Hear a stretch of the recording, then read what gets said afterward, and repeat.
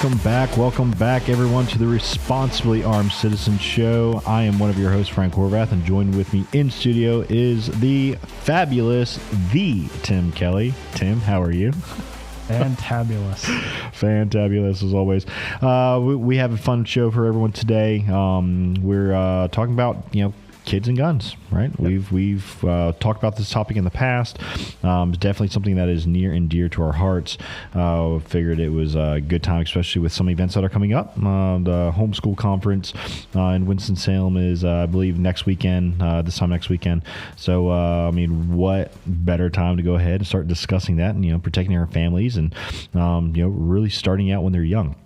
So as always, if you guys have any questions, comments, concerns, feel free to reach out to us. You can best reach us at 336-422-6859. That's 336-422-6859. And you can watch all of our previous shows on the WSIC, both on their YouTube and on their app that they have out now, which is fantastic. And then you can also reach out to us via email at rac@apacheNC.com. That's rac@apacheNC.com. So, Tim, let's dive into it. As everyone that listens to our show probably know, we're parents, right? We love our kids. We're really active in their lives. And ultimately as dads, it is our job to protect, just like any family, right? Any parent, it's their job to protect their kids and things like that. Obviously, we can't be everywhere at the same time, so, at all times. So what are some things that we can start to consider? What are some things to think about? What are your general thoughts on, protecting your kids and, involving them around this self-defense, idea, the self-defense lifestyle? Well, I get asked these kinds of questions all the time, just from talking with other parents and stuff about raising kids around guns, that type of thing. I've actually been working on a small book for the last few years on the topic, trying to at least produce some type of guide. Maybe that'll get released one of these days. Right. But, I think first off, like a lot of things that we say on here in terms of training, it starts with the mindset. Right. So really teaching the kids what to look for. I think one of the problems that exists socially right now is that we teach our kids that bad people look like bad people. Right. And they really don't. Right. And I think that's one of the biggest marks that we miss as parents or as educators, is we paint this Disney picture of some scary looking, mean looking person, when in reality, it's probably, it could be someone that looks presentable, that appears to be of no, that they're not going to do anything nefarious or anything like that. And teaching our kids to be able to gauge that at an early age, I think, is really important. Yeah. Giving them some insight on, things to look for. Right. As as young as 4 and 5 years old. If they're old enough to walk and they're going to the grocery store with you, there's things that you can talk about, experiences that you can learn from. One of the things that I'd like to point out, my daughter, Addison, has beautiful red hair, long red hair, right? Beautiful. And it, for some reason, anytime we go out in public, I won't say anytime, but on occasion, it'll attract some just weird interactions, yeah. I'll say. I would be willing to bet that anytime this has ever happened, it's pretty innocent. Like, I don't think that they mean anything by it. But it'll generally run into some older lady or something like that wants to run up and pet my daughter. Right. And like they're reaching for her. She's in the shopping cart or something like that. And they're like, oh, I just want to, squeeze you. And I'm like, I have no idea who you are, and just keep pushing and moving along. Right. But, it's times like that where, my wife and I are able to sit down and have a conversation with our daughter and talk to her about that experience. Like, it's not okay for somebody to just walk up to you and touch you. Right. Like that's that's not acceptable. It shouldn't be socially acceptable. It's not something that you need to allow to happen. That's like walking up and just touching somebody else's kid, like period, or like a baby even, right? Yeah. So, my daughter's, young, one of my daughters is pretty young, a baby, right? And you'd be amazed, especially, older generation, will just walk up to you and just start, oh, aren't they so nice? Start tapping them on the head and stuff like that. And we're like, I'd rather you didn't, but, or start to, body block a little bit, like, yeah, aren't they cute? but I mean, there's being able to have that conversation with them, right, and being able to explain things to them, and being able to talk with them, and and explain to them, look, not bad people who have bad intentions don't all look the same, right? Being able to paint that picture. But there are other games and things like that you can play that help, train up your kids to help be maybe more observant. Maybe not necessarily to say that, hey, this person is a bad person, but you can play games with them and saying, hey, what is going on around you? Be aware of what's going on around you. And so I know your family for sure 100% played this one game. How does that go? What's in your hands? What's in your hands? Yeah. So they would, you got to be careful with how you do this. Right. This is kind of just made up on the fly. I don't know. It might have been something that we kind of drummed up together in our heads. And it turned into like the first time we ever played it was we were walking into our local grocery store. And I was like, all right, so what I want you to do is I want you to pay attention to what's in people's hands. So anytime you see something in someone's hands, I want you to point and say, there's one, right? I didn't think that one through. I didn't think that one through completely because I wasn't anticipating my son being that loud in the grocery store when he points at this guy who's standing next to the bananas, probably just talking to his wife, like, what do you want from the grocery store? Right. And Kipley goes, there's one, and points directly to him. And I'm like, oh, yeah. Sorry, man. We were looking for people talking on their phones. It's just playing an innocent game. And then we had to backtrack. Okay. So we have to think of a code word now. Right.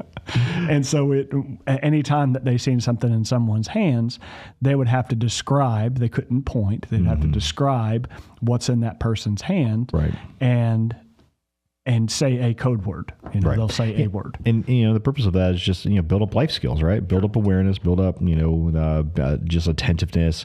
Far too often, we've talked about it before, people just walk around, out in the wild, right? Out wherever they are, and they're completely oblivious to the things that are around them. So, helping, educate your kids a little bit, just general awareness. Again, not trying to instill fear or anything like that. No. But what we're trying to do is go through and say, hey, look, these are just some simple life skills that will be beneficial, are beneficial, right. Far beyond the reaches of, just, self-defense and things like that, but just generally being aware, and there's just so many other little things again. And, and as parents, there's lots of things that we can do, little things that we can do. Right. Again, we're not living in a state of fear, but we just awareness of knowing that, there are people out there that may have nefarious intentions. Right. One of the things that I absolutely do. And actually, I was questions on this, from my daughter's teachers was I have Kevlar panels that I put in her backpack, relatively inexpensive, something quick and easy. But it's just a small peace of mindset, knowing that, if something were to, come at her, potentially this Kevlar panel, which is cheap and takes up, practically no space, could help her. Right. It's definitely one of the things where it helps. And like I said, her teacher asked about it. She's like, hey, I saw this in her book bag. Why? What is going on? We're coming on break, but I definitely think that we should come back and talk a little bit more about that. Talk about body armor and talk about like other little things that we can do in our children's lives that it's easy, simple, and really not a whole lot of effort needs to go into it. So we're going on a break. We'll join us when we come back.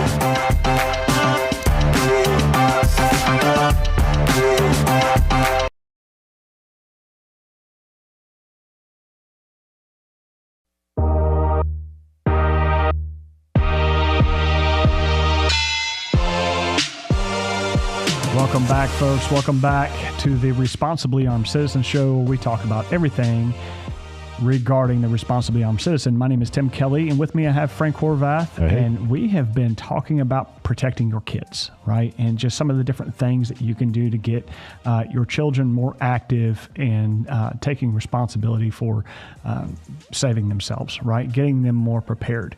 And the last segment we were talking about different games you can play, and then we started briefly touching on the backpack body armor. Yep. And you were talking about those inserts that you use for your daughter's backpack when she goes to school? Yeah, so the inserts that we have chosen to use are the Premier Body Armor, right? So based out of Charlotte, local company. Yeah, we've been down there. Yeah, we went down there and visited their facility. Anyway, so it's just this little simple panel goes in the very back of the backpack. Again, doesn't weigh hardly anything, but again, it's just a peace of mind thing. And Sure. what I was saying before the break was, when Harper had first got in school, her teacher actually asked, "Hey, what is this thing that's in her backpack?" And I was like, "Oh, well, it's Kevlar body panel." She goes, "Why?"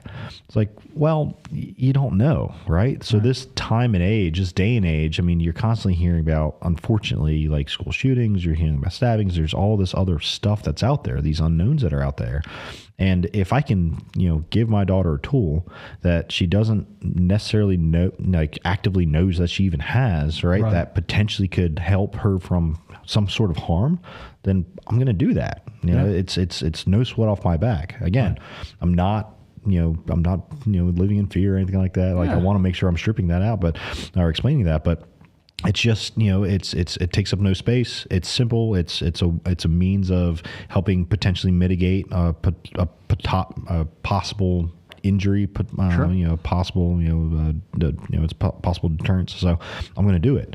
I'm going to do that with all my kids. But, that was, once I explained that, and once, she was like, "Oh man, that's a great idea. I wish more parents would do that." And I agree. I wish other parents would do that too, especially older kids. I mean, you can get into those panels for like $100, stick it into a little JanSport backpack, and that's it. It's nothing.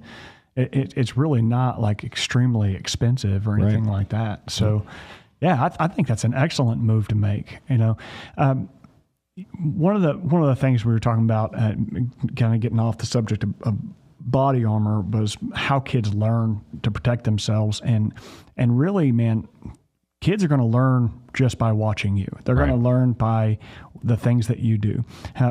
Give you, for instance, I got into a little bit of trouble yesterday with my wife. Because as you know, one of my signatures sayings is "Don't ever do that again," right? And it's just a joke. I say it to just about anything, just kind of goofing off. Don't ever do that again. Right.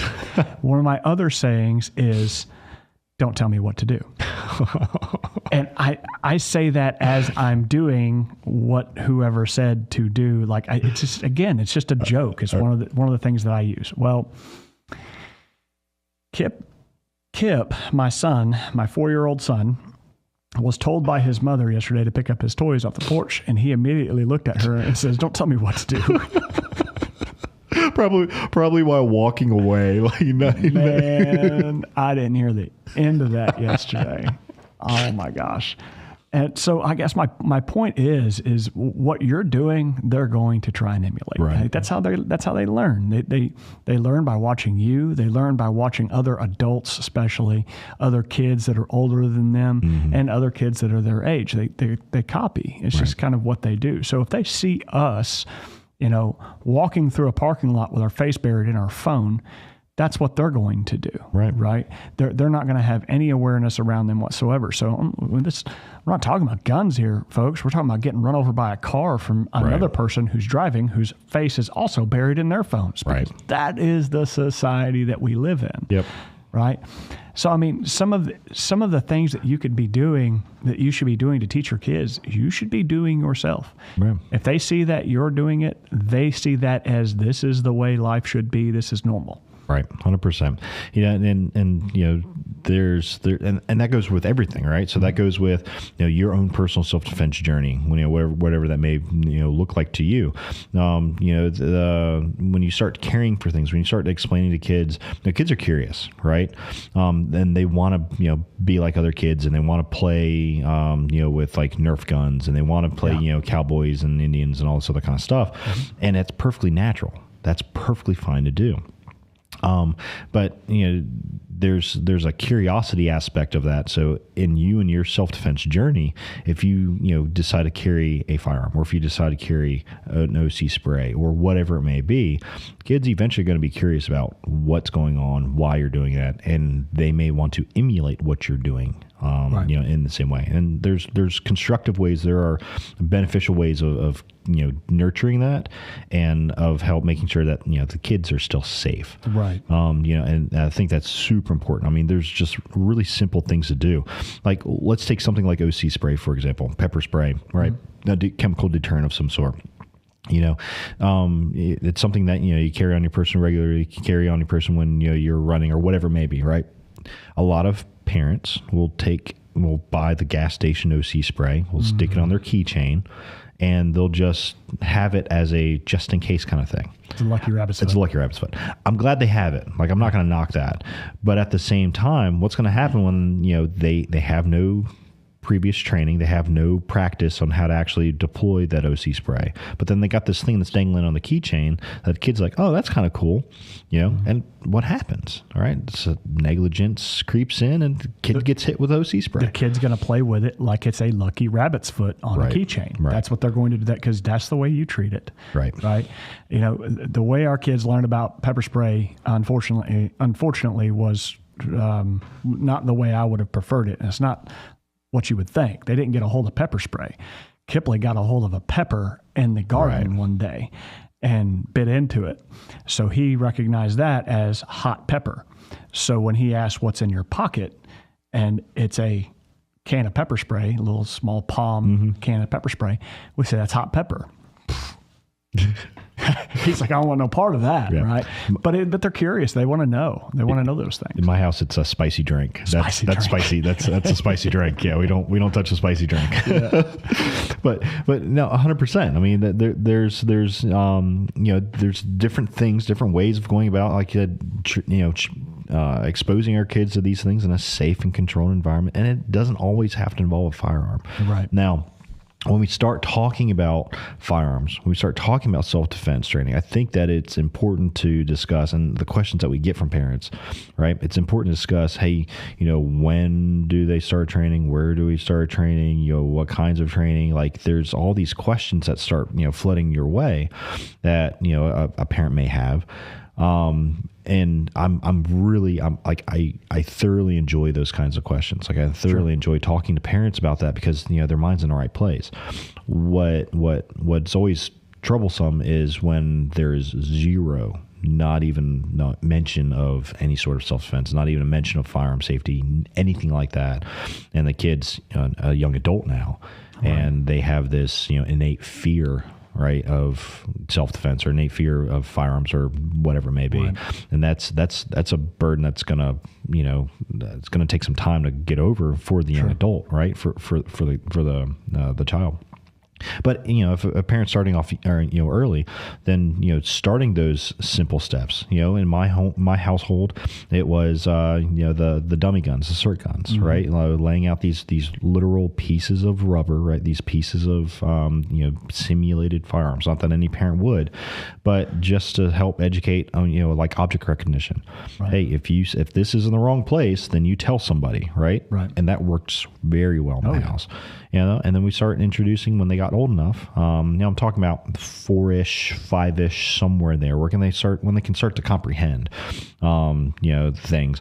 You start introducing like fundamental firearm safety rules. You start how do you treat certain things, right?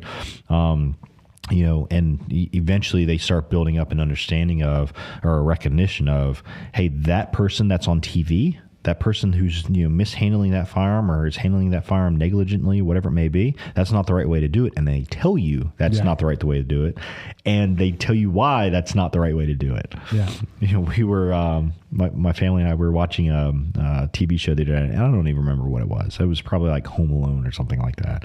Anyway, but in one of the clips, it was a guy who was mishandling a firearm, and my daughter was up in arms. She was like, "You can't watch this anymore, Daddy. They're not doing this right." And I'm like, "Yep, sweetie, it's TV. You're right. You're 100%." But she was able to. She got all fired up over it because she wasn't like mad, but she was like telling us exactly what the dude was doing wrong and why he shouldn't be doing that. And it was like listing off, some, different rules and stuff like that. His finger's on the trigger and he's pointing it at that person. Like he was going on and on and on about it, which is great. Like as a parent, I'm like, super proud. Yeah. It's a proud moment.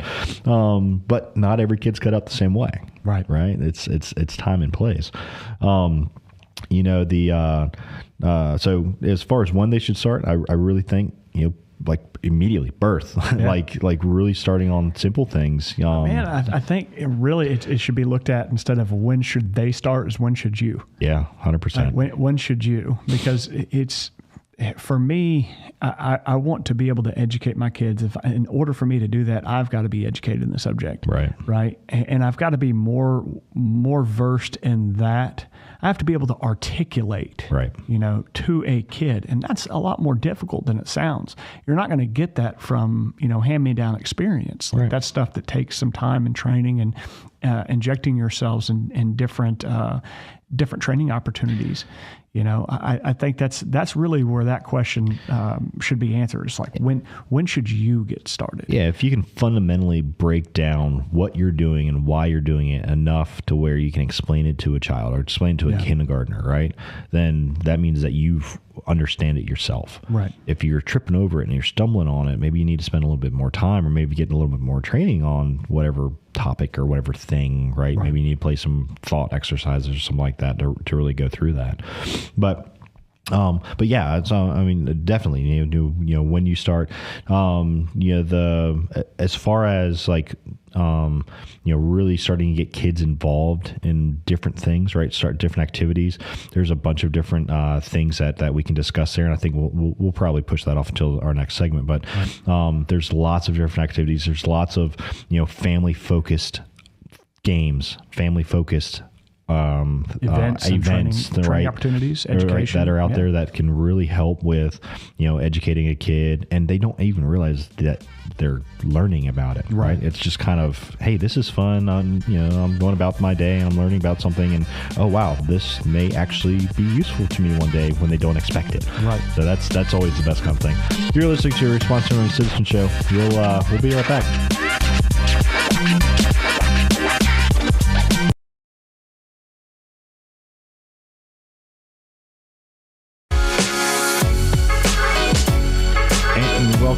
Welcome back to Responsible Citizen Show, where we talk about everything that responsible citizens should know, and we're talking about families and kids, and the importance of protecting your kids, playing different games, how to introduce your kids to self-defense, how to introduce your kids to firearms, things like that. I've talked about a couple of different things. I think where we had left off before was the types of training and when to really get kids, what kind of things that you can get kids involved in. We're talking young kids, the 4 to 10-ish, somewhere in there, right, is kind of where we're starting.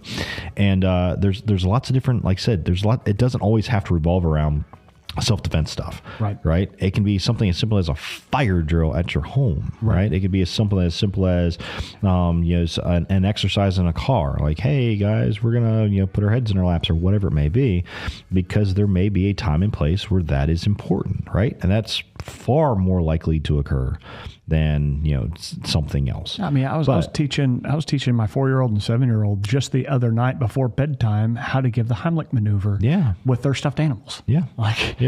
Tourniquet usage, right? How to properly apply a tourniquet. That was a game that my eldest daughter and I would play. I'd throw a tourniquet at her and she'd put a tourniquet on me. She knows how to apply a tourniquet properly. That's awesome. Now, the cool thing, now she's not necessarily strong enough every time, but I mean, she can crank it on there pretty good. But to them, it seems like it's a game, right? And it's definitely something that you can explain to them. They may not necessarily fully comprehend, all the ins and outs of it, and we need to protect them from some of that, right? Sure. But it's definitely, like I said, little things like that are, can really help out.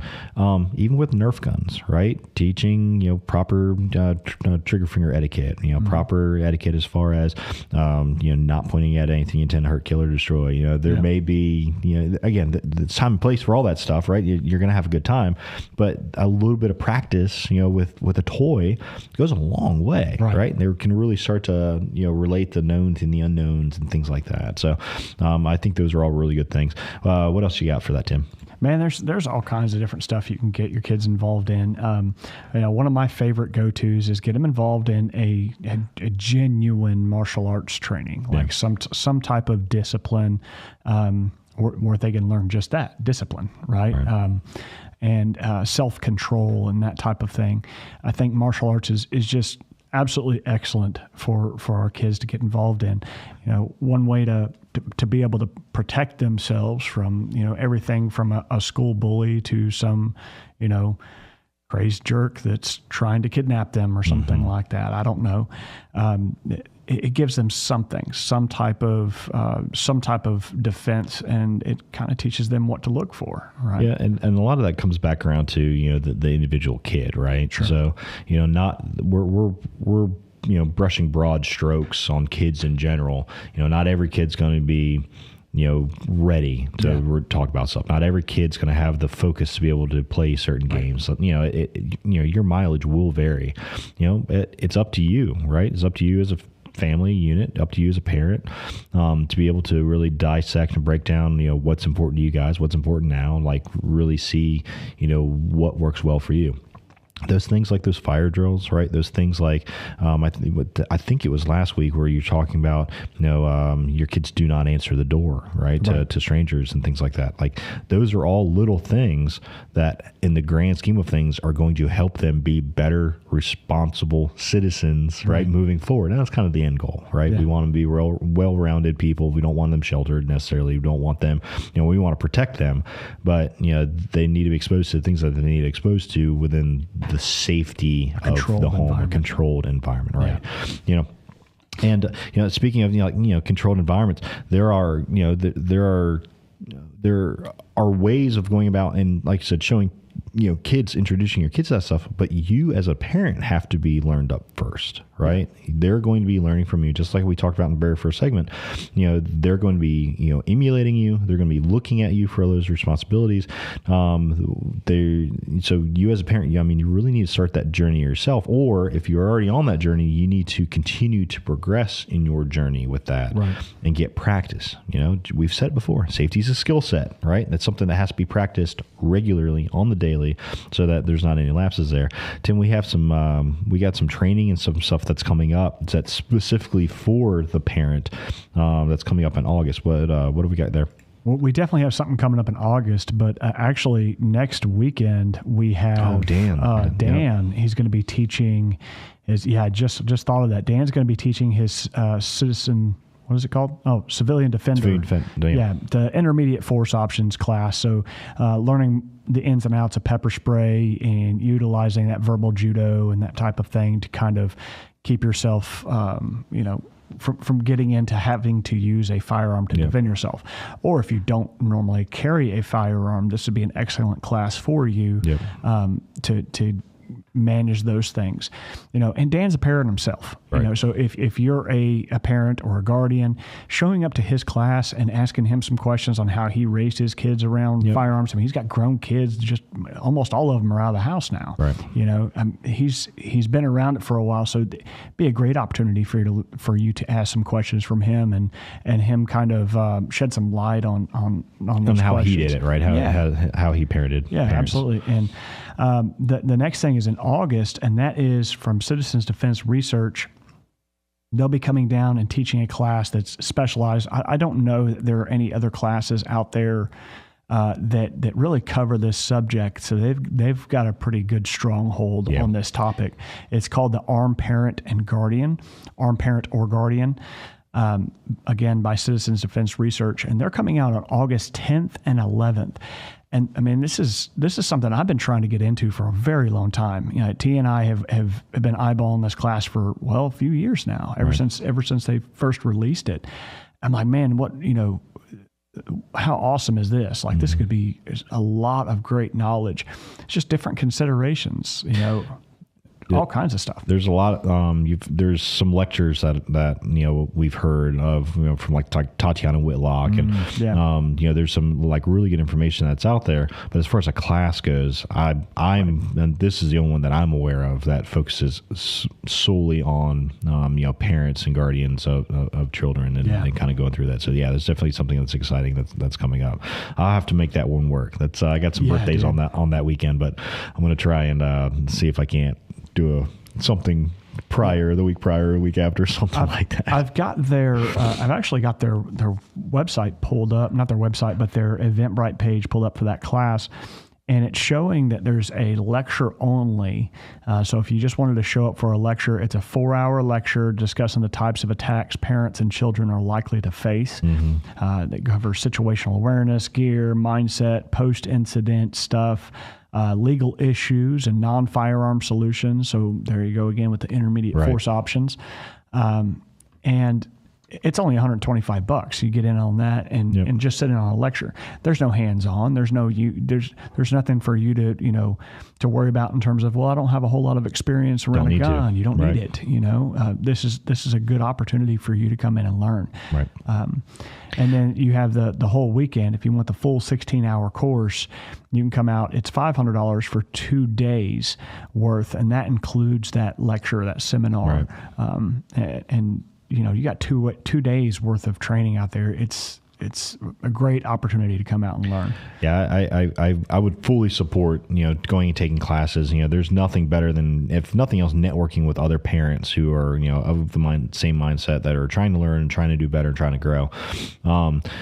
Outside of that, there's just other phenomenal resources that are out there as far as literature. Right, books and things like that. Protecting a Gift, Gavin DeBecker is a fantastic book. Tim, you actually let me borrow your copy, and that was really cool. I mean, there's a lot of really phenomenal information that's in that book, as far as just ideas, as far as parenting, as far as protecting a gift, protecting your family, protecting kids, and things of that nature. I don't want to say I'm going to buy into everything hook, line, and sinker, but there are some phenomenal points. There's definitely some things in there that really help think. Yeah, I really like the author. Gavin DeBecker he also wrote the Gift of Fear. Right. And that is an excellent read. Get an opportunity to read that, especially if you're a lady or you're really close to, your wife or your mother or something like that. There's all kinds of really good insight on that and a lot of scientific research that goes behind it. His book on protecting the gift, I thought that was exceptional. My only regret is I didn't read that sooner. Yeah, I completely thought agree. that was such a insightful read. And as you said, I didn't agree with everything he had to say, but man, there's a ton of great information. There. Yeah, and it's just like anything, you want to read it through your worldview. Sure. You're going to take some things and leave others, and that's kind of the same way.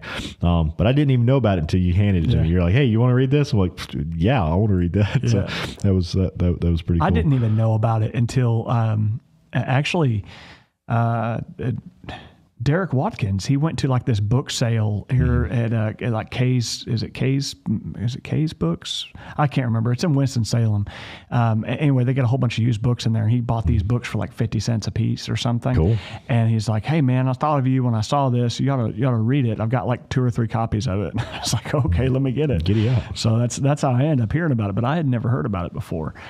So sometimes Ollie's is a good place. So you'll find like just off the wall books or something like that. But I'll find like some really good books in Ollie's for dirt cheap, and I'll go in there and buy a bunch of them. You'll find Tom Givens' books in there. Masada Eubes. Moss, yeah. There's some really good books in there. Safety On. Yeah. Right. So another really good book. I'm going to butcher that name. Yeah, you got it. I think it's Yehuda Ramir. He's an author that specializes in these books for kids. So it's more of like a bedtime book for your kid. And so I bought a few of them. He's got a lot of really good books. So kids love reading them too. It's got great graphics and pictures and stuff like that in there. It's written in a way that's, you're speaking to your kid about firearms. It's really, really good. Right. Yeah. So, but again, Safety On is just an example. But if you just go to Amazon and type in Yehuda Ramir, it's Yehuda, and Ramir is Remer. I'm probably butchering that name. Yeah, but I'm not even going to try. Yeah, it's so I haven't heard of that one. I think you probably mentioned it before, but I need to go out and buy a couple of those. I'll do that today. But yeah, Safety On. I know Tatiana had some books that she had recommended. That she wrote, right? She's got a laundry list of books. Okay, and this is just one of the authors that really caught my attention in terms of what I was asking for at the time. But she's got a ton of books on this. I've got a few more. If you want to learn more about this type of thing, just shoot us an email. It's rac@apachenc.com. Shoot us an email. Say, hey, I'm interested in some of the books on kids and guns, and I'll point you in the right direction. But let's talk a little bit more about it when we come back from this break.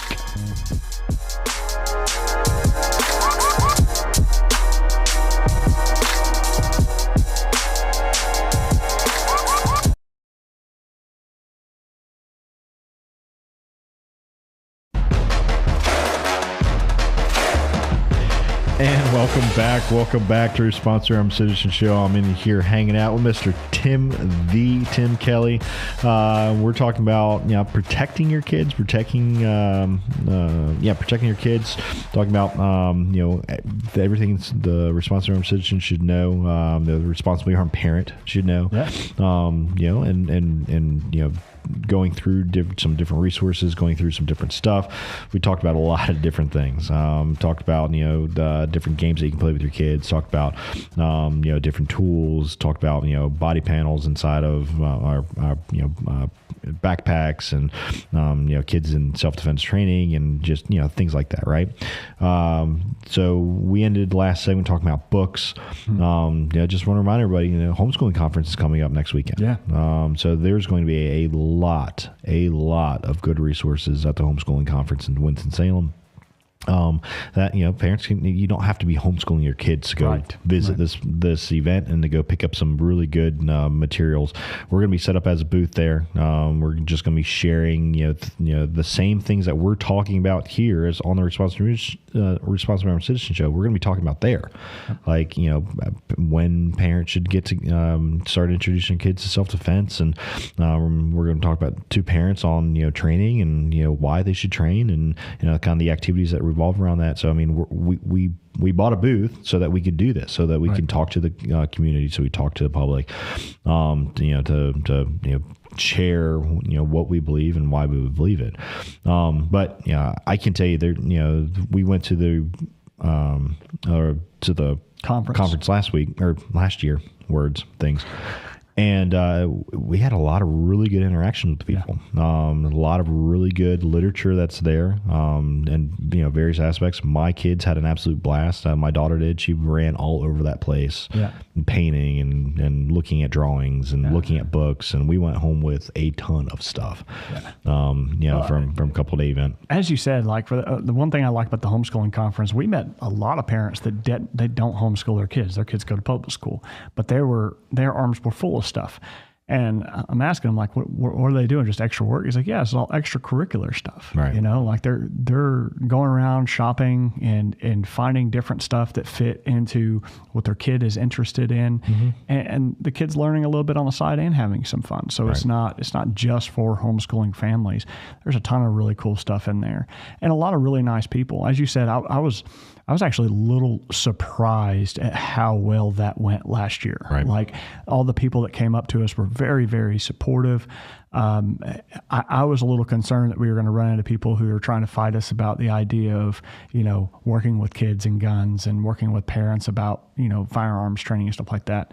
Because a lot of times this stuff can be taken out of context. Absolutely. or be misinterpreted or just argued by people that don't understand. And that was not the case here. Right. Everybody was really, really friendly and very and they're inquisitive. They wanted to learn more. Right. And I was happy to share it, man. It was such a good time. Yeah, and that's the thing, right? Being responsible member citizens, we're not looking at going against the status quo or anything like that. Sure. Like, we're not looking at fighting with anybody, arguing with anybody. Right. We're looking at sharing what we believe and why we believe based off of our personal experiences. Yeah. And if you really start digging into it, right, we're not as safe as you would think that our society would be. I mean, there's stuff that happens all the time. Right. You can't control everything, right? But just a little bit of awareness, a little bit of proactivity as far as your personal self-defense journey, goes a long way. Sure. And it potentially could save you and your family. I'm not saying it necessarily will, but it's better to have a little bit of a game plan than no game plan at all. Sure. So definitely talking with people. Like I said, the homeschool conference is awesome. A lot of really good questions. I definitely believe that, and we won't go into specifics, but I believe that there were some parents who had some eye-opening experiences. Oh, yeah. Because we've talked with people and we say, hey, have you considered this? And then it's almost like you see a light bulb go off. Yeah. Like, no, I have not considered that. I've not even thought about that. And then they're calling us next week. Right. So, yeah, and if you're listening to the show, don't forget about coming out to the homeschooling conference. That is next weekend. So Friday, Saturday, Sunday. No, Thursday, Friday, Saturday. Thursday, Friday, Saturday. Yeah, Thursday, Friday, Saturday of next week. So come out and visit us. And if you got questions, come meet us. Yeah. Hey, there's a lot of you that are just listening to us over the radio and you've never met us before. Come out and meet us. We'll be there. We'd love to have a conversation with you guys.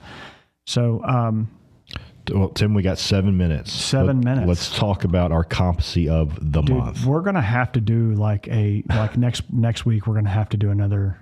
Oh yeah, we're going to have to do a part 2 of this because there's so much that goes into this. Like, talk about a topic that you and I are just extremely passionate about. Yeah. Like, if you're talking about kids and guns, or parenting and guns, families and guns, just youths in general. We could talk all day, but we don't have all day. So let's talk about our competency of the month.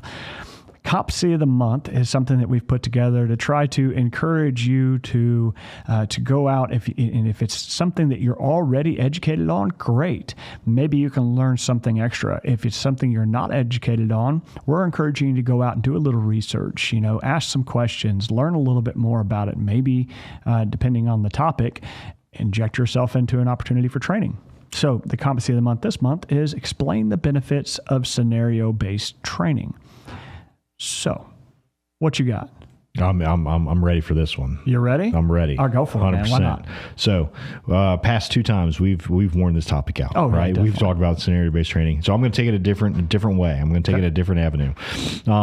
So protecting your kids, protecting your loved ones, you absolutely can do just this, right? Mm-hmm. You can do scenario-based training. Benefits of scenario-based training. Fire drills. Yeah. Right.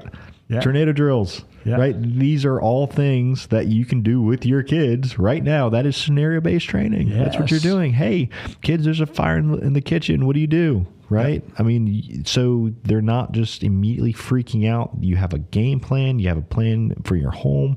I have this awesome treehouse that's in my backyard. So my kids know that if something were to happen, we meet at that treehouse, right? If we get separated or whatever it may be. We've gone through these practices. If you can't get downstairs, if you can't get to this particular place, how do you get out of the house? So we can go through like these scenarios. We go through these ideas of how to, get around things or how to barricade ourselves or whatever it may be, right? Whatever the scenario is. And to them, it's almost like a game. Right. So if you can gamify it a little bit, at least the younger kids, right, you can gamify it a little bit and say, hey, this is what we're doing and this is why we're doing it. It's not a novel stimuli to them. They're not saying why necessarily. Right. If the event actually happens, right. There's a lot of phenomenal benefits of that. That's why schools do it, right? Schools are constantly doing, tornado drills and they're doing fire drills and unfortunately, active shooter drills, things like that. So that novel stimuli isn't novel, right? It's not new to them. They, if there's their code word or their cue of whatever it is, then they can start their process. And then, when it's practiced regularly, then they know what to do. They know how to handle it. Right. And you can apply that as a family anywhere. You can apply that, when you're dealing with vehicles, when you're out in public or something like that. If as a parent, you see something that just doesn't sit right, you can practice with your kids. Hey, get in the car, put your head down, stay quiet. Right. Those are their, you may have a cue word or have something that cues them or cues your partner in with doing something similar or, handling out jobs or handing out roles or whatever that may be. Right. One of the fun things that you can do even with kids is, pre-assault indicators, teaching them pre-assault indicators, and you can do that in a fun way if you know what pre-assault indicators are, without exposing them to the bad stuff that goes along with it. You can teach them that type of thing at an early age. I was just thinking a while ago, we were talking about situational awareness and some of the games that you can play. Man, the slug bug game was something that, I was brought up on. Slug bug. And I didn't realize just how much that made me aware. Like every time I see a bug, I want to hit my brother. It's a game of situational awareness. I just thought of that. Sorry, slug bug. I'm gonna have to off topic on that. I'm gonna have to look into that slug bug. Yeah, it's like I don't know, beetle punch or something like that here. Like, is that what that's called? Slug bug? I don't know what slug bug is? I've never heard it called slug bug. I know what you're talking about. What is wrong with you? Slug bug is whenever you see a bug, a VW beetle, right? You generally it's your brother sitting next to you in the car. You hit him on the shoulder. We called it like punch bug. That's what we would call punch bug. Yeah, blue punch bug, no punchbacks. Or red punch bug, no punch bags. What is that? This is the same thing as your cheese noodles, all right? No, it's mac and cheese down here in the South. It's not no cheesy noodles or none of that mess up north. Get out of here. This has got it. No. I can't believe this. You're just ruining my childhood. No. It's punch bug. It's slug bug. Slug bug. It's slug bug. I'm not going to let you live this one down. Some more benefits of scenario-based training for the parents, right? One of the things that we often see, and I was actually, exposed to this myself the first time it ever got into the civilian version of scenario-based training is, wow, I didn't know I was going to respond that way. Right. Like that, this went a whole lot different than the way I had imagined. And, it's one thing to find that out about yourself in an environment where you're by yourself. Mm-hmm. But when I put myself in that same situation where I failed in that scenario-based training, where I see it as a failure, but I was able to learn from it. That's a good growing, a good way to grow. But when I put my family involved in that same situation, man, I really, really hope I would not act that way. Right. I really hope that that's not the way I would respond. And I think that's just such an excellent reason to get involved into, a professional, controlled environment, scenario-based training. It's just an excellent reason to. Right. And depending on the class, that might be something that you'd be able to get your kids involved in. Absolutely. Depending on their age and that type of thing. Maturity. Yeah, there's nothing wrong with having a 14, 15, 16-year-old kid involved in that type of class. Maybe they're ready for that type of thing. So, man, this has been a great show. I've really enjoyed this one, and as I said, I think we're going to have to do this again. Like we're going to have to do a part 2. Absolutely. Because I'm going to continue talking about it. So. Well, it has been a ride. It's been a lot of fun. You've been listening to the Responsible Citizen Show. We're running out of time quick, so come back and listen to us next week. We're probably going to continue this conversation, but we'll be safe out there, and we'll see you guys next week.